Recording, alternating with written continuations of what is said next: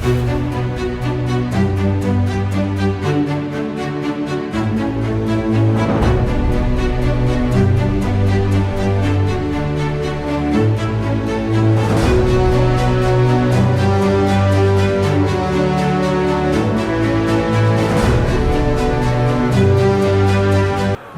buwan ng Mayo, muling isinasabuhay ng ating lalawigan ang isang tradisyong nagugat mismo rito sa bayan ng Bulacan, ang Flores de Mayo.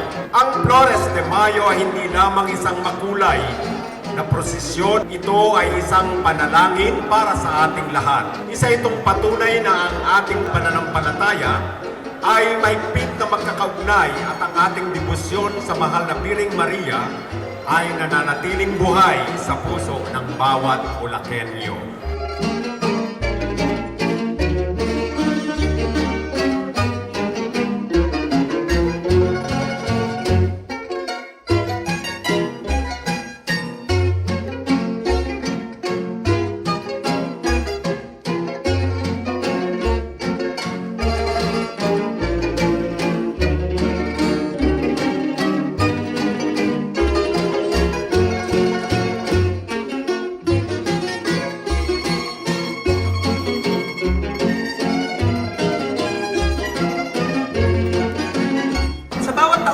Ginaganap natin ang bulaklakan, daman po natin ang kanilang gabay at baunin po natin ang alaala ng pagkakaisa hindi nagmamaliw at inspirasyong patuloy na pupukaw sa ating pagiging Bulakenyo.